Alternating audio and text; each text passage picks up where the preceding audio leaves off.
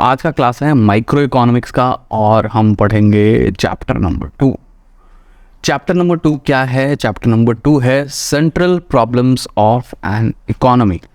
एक इकोनॉमी में क्या क्या मेजर सेंट्रल प्रॉब्लम्स होती हैं, उस चीज़ के बारे में हम सीखेंगे। ठीक है, तो शुरू करते हैं। सबसे पहली जो चीज़ है वो है what is an economic problem.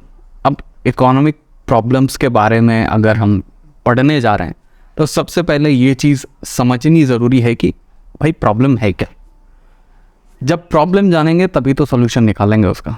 ठीक है, तो सबसे पहले समझते हैं प्रॉब्लम क्या है। अब इकोनॉमिक प्रॉब्लम बोलते हैं प्रॉब्लम ऑफ चॉइस को। प्रॉब्लम ऑफ चॉइस क्या होती है कि मान लो तुम्हारे पॉकेट में 100 रुपीज़ है। ठीक है, अब 100 रुपीज़ से तुम क्या क्या कर सकते हो? मतलब बहुत कुछ कर सकते हैं। तो गिने चुने अल्टरनेटिव्स बताता हूँ मैं। ठीक है, कर तो बहुत कुछ सकते हैं, बहुत। ठीक है, इतने सारे यूजर हैं 100 रुपये के कि मैं सारे काउंट नहीं करा सकता हूँ। ठीक है, तो गिने चुने यूजर्स लेते हैं। पहला, आप किसी रेस्टोरेंट में जाके खाना खा सकते हो। हालांकि 100 रुपये में कुछ नहीं मिलेगा, लेकिन आप ट्राई कर सकते हो। ठीक है, समोसा ही खा सकते हैं। ठीक है, उसके बाद और क्या कर सकते हैं?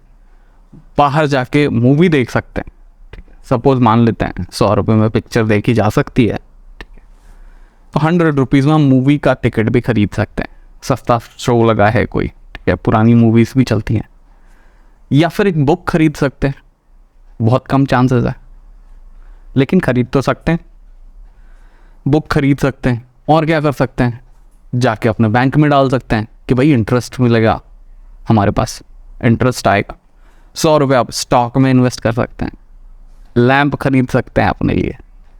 तो बहुत सारी चीज़ें खरीद सकते हैं आप 100 रुपये में। डिसाइड किसको करना है? कंज्यूमर को, आपको। एग्जाम्पल ये, हमने आपके पॉकेट में कितने हैं? 100 रुपीज़। हमने लगभग 6-7 यूजेस जो हैं वो काउंट कर लिए। अब प्रॉब्लम क्या है इसमें आपके पास?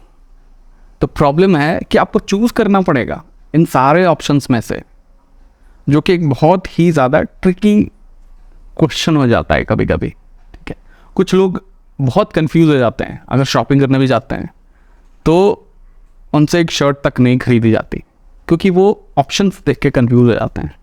भाई यही जो प्रॉब्लम है ना, इसको बोलते हैं economic problem, problem of choice. अब यहाँ पे हुआ क्या कि हमारे पास एक ऐसा रिसोर्स था जो कि लिमिटेड है। मतलब ऐसा नहीं है कि 100 रुपये वहाँ पे 100 रुपये मैंने बताया तो वो पॉकेट में ही बढ़ने शुरू हो गए। नहीं, आपके पास 100 रुपीज़ ही है। तो जो रिसोर्स है आपका वो है लिमिटेड। उसको हम लोग बोलते हैं स्कार्स रिसोर्सेस। लिमिटेड और स्कार्स रिसोर्सेस। स्कार्स उस चीज़ को बोलते हैं जिसका डिमांड कम है और जिसका सप्लाई कम है और जिसकी डिमांड ज़्यादा है। ठीक है, मतलब ज़्यादा लोग चाहते हैं, ज़्यादा उस चीज़ की डिमांड है मार्केट में और उसका सप्लाई जो कम है। तो ऐसी चीज़ों को हम स्कार्स बोलते हैं। ठीक है, तो आपके पास जो रिसोर्स है वो भी स्कार्स है, वो भी लिमिटेड है। ह्यूमन वांट्स क्या है? अनलिमिटेड है। हम सारी चीज़ें एक साथ करना चाहते हैं, सब चीज़ खरीदना चाहते हैं एक ही दिन में। तो वो उसके हिसाब से हमारा रिसोर्सेज क्या है? स्कार्स है, लिमिटेड है। और दूसरी सबसे बड़ी प्रॉब्लम क्या है कि इसको बहुत जगह लगा सकते हैं। ठीक है, अब 100 रुपये की जगह अगर आपके पास 100 रुपये का वाउचर होता मूवी टिकट के लिए, तो क्या आपको इतना सोचना पड़ता? नहीं, क्योंकि उसको सब जगह नहीं लगा सकते। उसका अल्टरनेटिव यूज़ है ही नहीं, एक ही यूज़ है, आप मूवी टिकट खरीद सकते हो उससे। तो प्रॉब्लम ऑफ चॉइस करने की प्रॉब्लम कब अराइज हुई? जब आपके पास एक लिमिटेड रिसोर्स है और उस लिमिटेड रिसोर्स का बहुत सारा अल्टरनेटिव यूज है। सो economic problem is the problem of choice. और ये problem of choice her level पे होती है। ठीक है, फाइनेंशियल लेवल तक होती है। ठीक है, कंट्री लेवल तक होती है, हमेशा रहती है। जहां इकोनॉमी वहां प्रॉब्लम ऑफ चॉइस। ठीक है, सो economic problem is problem of choice. Choice करने की प्रॉब्लम भाई साहब इकोनॉमिक प्रॉब्लम है ना। Problem of choice arises.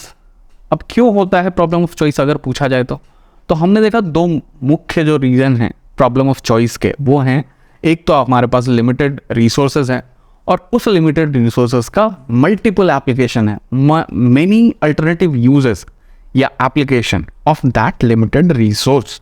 Now this creates a situation where problem of choice arises. ये ऐसा सिचुएशन बनाती है ये दो चीज़, ठीक है, कि प्रॉब्लम ऑफ चॉइस अराइज होता है जहां हमें चूज करना पड़े. अब आप क्या चूज करेंगे ये भी डिपेंड करता है सिचुएशन कैसी है. आप गर्मी में बैठे हो, ठीक है, आपके पॉकेट में 100 रुपये है, तो आप जाके बुक नहीं खरीदोगे, आप क्या खरीदोगे? कोल्ड ड्रिंक्स खरीदोगे, थोड़ा ठंडा महसूस किया जाए, है ना, पानी की एक बॉटल खरीदोगे. तो it depends in what situation you are. आप बोर हो रहे हो, you will go, either you will buy a book which is very rare or you will go to watch a movie. ठीक है, तो लेकिन चॉइस, समझ रहे हो आप, चॉइस करना, ये जो प्रॉब्लम है ये हमेशा it's present if these are the two things that are happening, कि आपके पास लिमिटेड रिसोर्सेज है और उसका मल्टीपल एप्लीकेशन है, मेनी अल्टरनेटिव एप्लीकेशन और यूजर्स है, तो इस केस में प्रॉब्लम ऑफ चॉइस राइज होगा. Now, problem of choice arises due to scarce or limited resources which have many alternative application or uses. Thus, we need to decide the efficient allocation of scarce resources. Now, problem of choice actually होता क्यों है वो हमें पता चल गया. अब क्या होता है क्या, ये मतलब क्या होता है, ठीक है, तो ये है efficient allocation of resources कैसे किया जाए. आपके पास जो लिमिटेड रिसोर्सेज हैं उनको कैसे यूज़ किया जाए कि आपका जो इफ़िशेंसी है, मतलब सेटिस्फैक्शन है, या आपका जो बेनिफिट मिलना है उस 100 रुपीज़ है, या उस रिसोर्सेज से जो बेनिफिट मिलेगा आपको, वो मैक्सिमम बेनिफिट मिले एट द टाइम बीइंग. ठीक है, now let's go. This choosing of one use from many alternative options available is called problem of choice. I hope this is clear. If you have any doubt, then please write it down in the comment section. If you are watching on YouTube. Now ये चीज़ तो हमने देख ली कि एक smaller level पे अगर हम देखें तो प्रॉब्लम ऑफ चॉइस हमें पता चलेगी क्या होती है, भाई चूज करने की प्रॉब्लम होती है. अब यही चीज़ तो कंट्री लेवल पे भी होती होगी. इकोनॉमी जो है एज एन इकोनॉमी भी तो होती है कि गवर्नमेंट के पास इतना सारा पैसा आ गया, टैक्स कलेक्शन आ गया, इधर से चंदा आ गया, उधर से लोन उठा लिया, तो टोटल जो पैसा आता है इसका यूज़ गवर्नमेंट को भी तो डिसाइड करना पड़ता है कि कितने बिल्डिंग्स बनानी है, कितने रोड्स बनाने हैं, हॉस्पिटल्स कितने बनाने हैं, एम्प्लॉयमेंट कितनी जनरेट करनी है. तो ये सारी चीज़ें हैं. एट एन इकोनॉमी लेवल अगर हम बात करें, मतलब एज एन इंडिया को अगर होल देखें एज अ होल, तो उस केस में ये जो प्रॉब्लम ऑफ चॉइस है ये वहाँ भी होती है. So if you look at this at a larger scale, an economy like India will have to decide how it is going to use its limited resources to maximize the social welfare of its people. ठीक है, अब यहाँ पे social welfare ही नहीं, आपको profit भी देखना पड़ेगा, क्योंकि जीडीपी का ग्रोथ भी तो देखना है आपको. जीडीपी का ग्रोथ बोले तो पूरा नेशन में जितने भी लोग हैं वो कितना कमा रहे हैं, ये इनकम बढ़ेगा अगर आप जो प्रोड्यूसर्स हैं, ठीक है, जो लोग गुड्स बना रहे हैं, जो प्रॉफिट अर्न कर रहे हैं, उनको बूस्ट दिया जाए. तो कितना पार्ट आपको सोशल वेलफेयर में लगाना है, कितना बूस्ट करना है, ये उसमें भी अलग अलग छोटे छोटे डिसीजंस होते हैं जहाँ पे आपको चूज़ करना पड़ता है. तो ये एज एन इकोनॉमी लेवल भी फैला हुआ है, बहुत फैला हुआ बिजनेस है problem of choice. So now हमने देखा, अब देखेंगे काउज ऑफ इकोनॉमिक प्रॉब्लम. अब इकोनॉमिक प्रॉब्लम का काउज क्या है, हमने ऊपर ही देख लिया कि काउज क्या है भाई, लिमिटेड रिसोर्सेज और जिनका अल्टरनेटिव यूज बहुत सारा है. ठीक है, और एक और चीज़ हमें चाहिए होता है, बहुत कुछ, सब कुछ चाहिए हमें, ठीक है, लेकिन अगर सिर्फ एक चीज़ चाहिए होता तो क्या ये प्रॉब्लम अराइज होती? नहीं. ठीक है, तो हमें इतना दिमाग क्यों लगाना पड़ रहा है? क्योंकि हमारे पास बहुत सारे ऑप्शन हैं और हमें मैक्सिमम चाहिए, मतलब गन्ने के जूस से जितना जूस निकाल सकते हैं उतना जूस चाहिए अपने को, तो तभी प्रॉब्लम ऑफ चॉइस अराइज होती है. ठीक है, नाउ सो ये समझ में आ गया तो काउज भी समझ में आ जाएगा, क्योंकि वही है जो हमने अभी बात किया. तो there are 3 main causes of economic problem, उसी को ब्रेकआउट करके 3 काउजेज बनाए गए हैं। पहला है unlimited wants. Wants of human are innumerable, मतलब टू मैनी, बहुत सारी इच्छाएं हैं शुरू से ही। Problem of choice. wants of humans are innumerable and it keeps on growing, बढ़ता ही जाता है सर। want हमारा बढ़ता ही जाता है, ऐसा नहीं कि पैसे ज़्यादा आने शुरू हो गए तो हमारी इच्छाएं ख़त्म हो जाती हैं। भाई इच्छाएं दुगनी रफ्तार से जाती हैं, ठीक है। अगर आपके पास अल्टो है तो अल्टो की स्पीड से इच्छाएं बढ़ती हैं, और जैसे ही बढ़ते बढ़ते मर्सिडीज़ और BMW तक पहुंचते हैं आप, फिर उस रफ्तार से आपकी जो इच्छाएं हैं उसी रफ्तार से चलने लगती हैं। तो भाई हमारे वांट्स जो हैं वो अनलिमिटेड हैं और ये बढ़ते ही रहते हैं।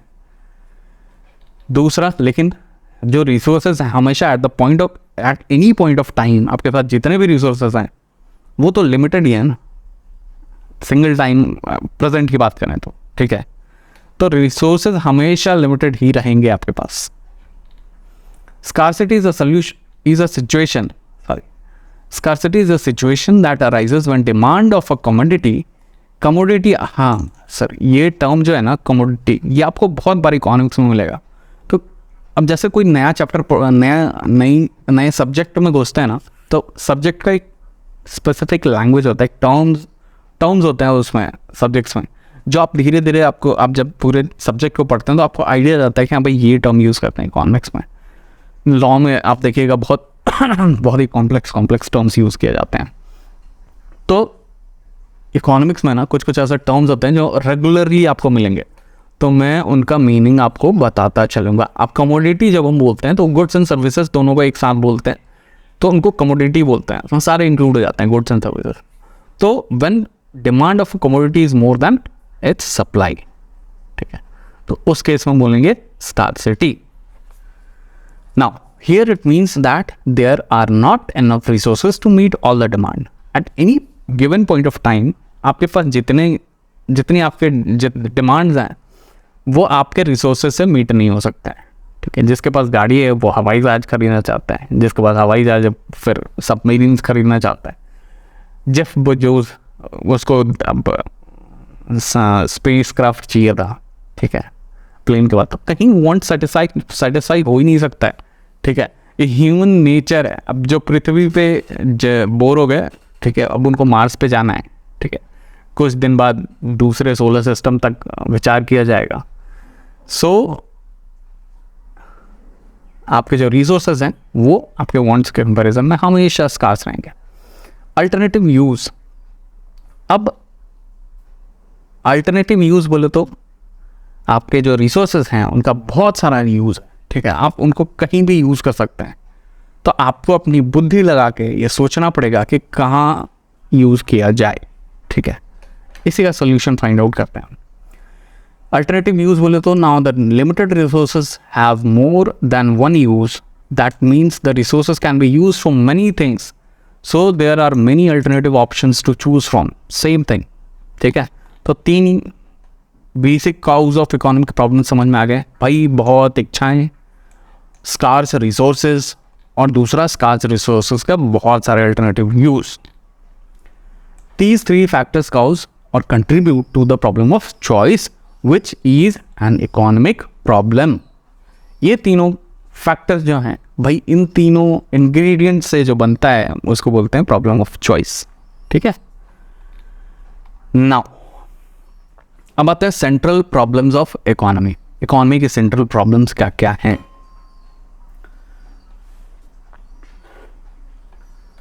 So every economy faces 3 central problems. हर इकोनॉमी को जो है वो 3 सेंट्रल प्रॉब्लम्स होती हैं। अब वो 3 प्रॉब्लम्स क्या क्या होते हैं, ठीक है, अगर हम देखें तो 3 प्रॉब्लम्स क्या क्या होती हैं सेंट्रल प्रॉब्लम्स। ये आपके एग्जाम्स में भी आ सकता है। तो what to produce, how to produce, for whom to produce, ये एज एन इकोनॉमी अगर हम होल देखें तो इकोनॉमी को क्या सोचना है भाई, किसके लिए बनाएं, मतलब पहले तो क्या बनाएं, ठीक है, मतलब यूज़ कहाँ करें, क्या बनाएं, कैसे बनाएं, किसके लिए बनाएं, ठीक है। तो हर प्रॉब्लम को हम लोग इंडिविजुअली डील करेंगे। सबसे पहले आते हैं क्या बनाएं, मतलब what to be produced, what to produce. So it involves two decisions to be made by an economy. अब व्हाट टू प्रोड्यूस में दो तरह के डिसीजंस होते हैं। किस किस चीज़ पे?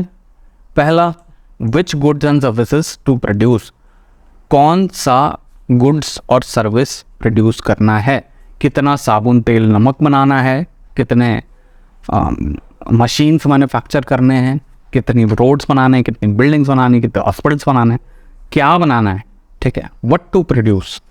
Second, how much to produce. अब ये दोनों क्वेश्चन जो है वो व्हाट टू प्रोड्यूस में ही आते हैं, ठीक है, क्या बनाना है, कितना बनाना है, ठीक है। Second is how much to produce, भाई कितना बनाना है, पहले तो क्या बनाना है फिर कितना बनाना है। So now the second question is अब दूसरा क्वेश्चन जो आता है व्हाट टू प्रोड्यूस के बाद इज हाउ टू प्रोड्यूस, मतलब कैसे बनाना है कोई भी चीज़, ठीक है, जो डिसाइड के ऊपर कि भाई ये चीज़ें बनानी है वो कैसे बनानी है। Now this involves the decision of technique to be used to produce the required goods and services। मतलब यहाँ पे हमें डिसीजन लेना है टेक्निक्स के रिगार्डिंग, कौन सी टेक्निक यूज करके बनानी है उस चीज़ को, ठीक है। ना should we use labour intensive technique, मतलब मैनुअल लेबर से बनाना है, या फिर और कैपिटल इंटेंसिव टेक्निक, मतलब मशीन्स के द्वारा बनाना है, ठीक है। आप हैंडलूम्स में जाओ, जो पुराने हैंडलूम के कारीगर थे वो क्या करते थे, हाथ से बनाते थे हैंडलूम्स, लेकिन आज के डेट में मशीन्स भी है।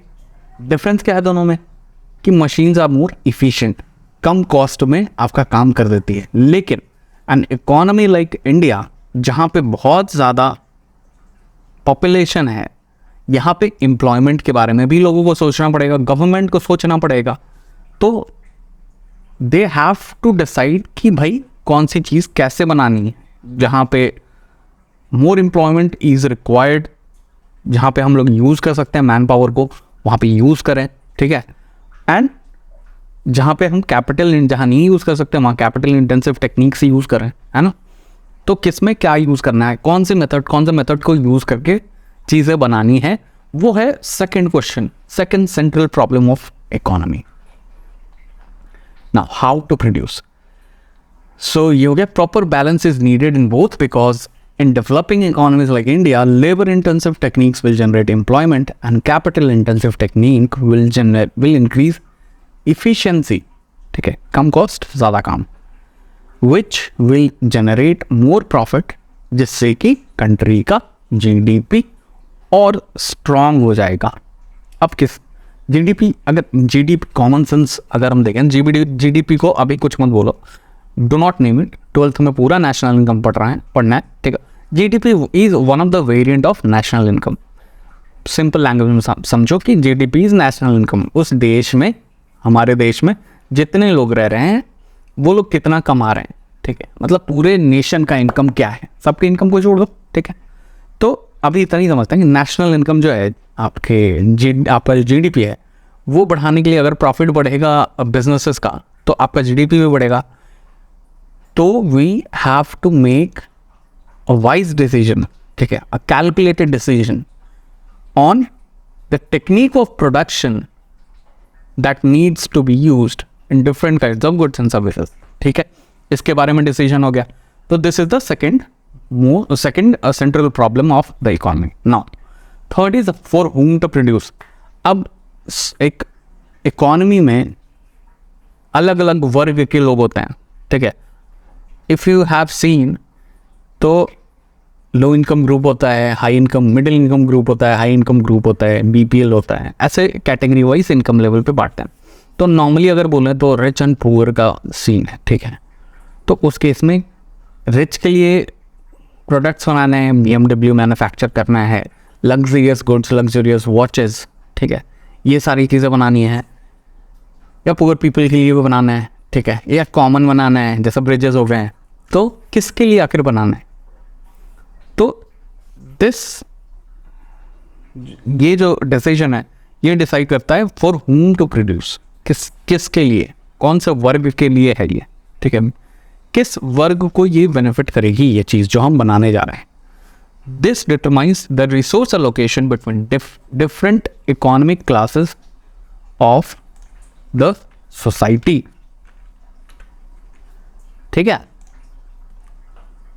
ठीक है, क्लियर है? किस इनकम ग्रुप के लिए बना रहे हैं या किस इकोनॉमिक ग्रुप के लिए बोले, किस economic class of the society के लिए बना रहे हैं goods. This is the third central problem, ठीक है, of an economy. Now this determines the resource allocation between different economic class of the society, as economy has limited resources to look after all the classes of the society. अब भाई economy के पास पैसा तो limited है, लेकिन उसको देखना है किसको है? सबको देखना है, ठीक है. We have to look after everybody. So एक proper balance should be found, ठीक है. दोनों के बीच में एक प्रॉपर बैलेंस फाइंड करना पड़ेगा. तो these are the 3 central problems of economy. What to produce, how to produce, for whom to produce. Now, next topic पे आते हैं, ठीक है. Solution of central problems in different economy. So, सबसे पहले आते हैं, 3 तरह की इकोनॉमी हमने देख ली आपके चैप्टर 1 में. Market economy, centrally planned economy और mixed economy. Now market economy में क्या होता है कि everything is left to the play of demand and supply, ठीक है. प्रोड्यूसर्स वो बनाएंगे जिन गुड्स एंड सर्विसेज का डिमांड ज़्यादा है, क्योंकि उसमें ज़्यादा प्रॉफिट होगा. तो what to produce, how to produce and for whom to produce will depend upon कि किस में प्रॉफिट ज़्यादा होगा, ठीक है. So producers are free to decide what and how and for whom to produce, where he can generate maximum profit. They will produce the goods and services of which buyers are willing to pay better price. जिसमें बढ़िया पैसा होगा उसी में पैसा लगाएंगे. Simple सा चीज़ आप अगर सोचिए कि अगर आपको एक फ्री इकोनॉमी में छोड़ दिया जाए तो आप एज अ प्रोड्यूसर, ठीक है, आप एज अ बिजनेसमैन, आप क्या बनाना चाहेंगे? वही बनाना चाहेंगे जो लोग खरीदना चाहेंगे, ठीक है, क्योंकि उसी में पैसा है. तो आपका जो माइंडसेट होगा वो पूरा प्रॉफिट बेस्ड माइंडसेट होगा. They will produce the goods and services which buyers are willing to pay better price. They will choose such techniques which will result in cost reduction, क्योंकि कॉस्ट रिडक्शन मतलब पैसा, ठीक है. Profit बढ़ाने का क्या तरीका है? एक, अपना इनकम बढ़ाइए, 2, अपना कॉस्ट घटाइए. तो हम अगर कैपिटल इंटेंसिव टेक्निक यूज़ करेंगे तो हमारा कॉस्ट घटेगा, इसका मतलब हमें प्रॉफिट ज़्यादा होगा. They will choose to produce goods for people who can pay a good amount of money. ठीक है, क्लियर हो गया कि मार्केट इकोनॉमी सेंट्रल प्रॉब्लम से कैसे डील करेगी. ना सेंट्रली प्लान्ड इकोनॉमी, अब ये क्या होता है भाई? तो सेंट्रली प्लान्ड इकोनॉमी होता है कि सब चीज़ गवर्नमेंट डिसाइड करेगी कि आपको क्या बनाना है, कितना बनाना है, किसके लिए बनाना है. Everything decisions are taken by central authorities appointed by government. Now all the decisions are taken with a view to maximize social welfare. सारे decisions को all the decisions are taken with a view to maximize social welfare. Social welfare मतलब सबका भला हो जाए, ऐसे ये दिमाग में रखते हुए सरकार काम करती है. Those goods and services will be produced which are most useful to the society. ऐसे गुड्स एंड सर्विसेज को बनाएंगे जो कि बहुत ज़्यादा काम की हैं सोसाइटी की, वहाँ पे पैसा लगाएंगे. Goods and services will be produce taking in care the class of society that is in utmost need. जिस क्लास ऑफ सोसाइटी को ज़्यादा नीड है उसके लिए गुड्स एंड सर्विसेज बनाएंगे. ठीक है ना. मिक्स्ड इकोनॉमी की बात करते हैं. मिक्स्ड इकोनॉमी क्या होता है? मिक्स्ड इकोनॉमी होता है खिचड़ी, जो कि बहुत अच्छी होती है सेहत के लिए. नाउ मिक्स्ड इकोनॉमी बोले तो ये मार्केट इकोनॉमी के प्लस पॉइंट्स यानी बेनिफिट्स को इंक्लूड कर लेती है और सेंट्रली प्लान्ड इकोनॉमी के डिमेरिट्स को हटा देती है. ठीक है, अब सब कुछ अगर गवर्नमेंट डिसाइड करे तो दिक्कत हो जाती है. दिक्कत क्या होती है कि प्रोड्यूसर्स पे प्रोड्यूस नहीं कर पाते हैं. ठीक है, तो जीडीपी बढ़ना भी तो ज़रूरी है ना, ठीक है। लोगों के पास मोटिवेशन होना ज़रूरी है ना, कि बिजनेस को थोड़ा सा पुश मिले तो लोग बिजनेस करने आए आगे, है ना। तो मिक्स्ड इकोनॉमी में क्या होता है कि मोस्ट ऑफ द थिंग्स जो है वो डिमांड एंड सप्लाई पे छोड़ दी जाती है। डिमांड एंड सप्लाई बोला तो producers are free to produce, है ना, बनाओ जो बनाना है बनाओ, जैसे बनाना है बनाओ। लेकिन इन सम केसेस गवर्नमेंट का रिस्ट्रिक्शन होता है कि हाँ भाई ये चीज़ नहीं बनाना, ठीक है, ये चीज़ हम बनाएंगे, या फिर ये चीज़ में हमारा कंट्रोल रहेगा, कितना रहेगा, ये ऐसे बनाना है। तो कुछ कुछ चीज़ों में गवर्नमेंट क्या करती है, अपने हाथ में लेके रखती है, जो कि गवर्नमेंट को लगता है कि यहाँ पे ये चीज़ बहुत ज़रूरी है, बेसिक नेसेसिटी है, और इसमें प्रॉफिट कमाना मेन मुद्दा नहीं हो सकता है। तो उन सारी चीज़ों को गवर्नमेंट कंट्रोल करके रखती है और बाकी सब चीज़ें छोड़ देती है कि हाँ भाई जिसको whoever is capable to produce can produce whatever they want, ठीक है। बस इलीगल नहीं होना चाहिए, इलीगल होगा तो अंदर कर देंगे ना। तो मिक्स्ड इकोनॉमी में क्या होता है, समझ गए। अब मिक्स्ड इकोनॉमी कैसे डील करती है सेंट्रल प्रॉब्लम्स को। सेंट्रल प्रॉब्लम बोले तो क्या बनाना है, कैसे बनाना है, ठीक है, और किसके लिए बनाना है। Decision on what, how, for whom to produce is taken on the basis of market forces as well as on social consideration. दोनों मिक्स करके लेते हैं। That is example in India, producers are free to produce soap, vehicle, etc. But government has monopoly on railway services. हाँ भाई, कि कोई इतना सस्ता ट्रांसपोर्टेशन नहीं दे सकता जितना गवर्नमेंट ऑफ इंडिया दे सकती है रेलवेज का। तो उस केस में गवर्नमेंट बोलती है कि रेलवेज को मेरे को चलाने दो, मैं चलाऊंगा रेलवेज, बाकी आप लोग देखो। तो ऐसे ऐसे जो सर्विसेज होते हैं वो गवर्नमेंट फिक्स कर लेती है, समझ गए। What to produce, how to produce and for whom to produce छोड़ देती है गवर्नमेंट, ठीक है। बाकी प्रोड्यूसर्स देखते हैं, फ्री डिमांड एंड सप्लाई पे चलता है ये तीनों डिसीजंस। और कुछ कुछ certain in certain cases, in certain situation, in certain events, these are restricted as per the government instructions. Government अपने हिसाब से चलाती है कुछ कुछ चीज़ें। तो मिक्स्ड इकोनॉमी में भाई ऐसा होता है ना। This was today's video. I hope that it was in some way or other useful in your studies. And if it was, अगर आपको इस वीडियो से हेल्प मिली तो please put a thumbs up. If you're watching on YouTube, if you're watching on Spotify, do follow. And अपने doubts comments में डाल दो. And see you in the next video.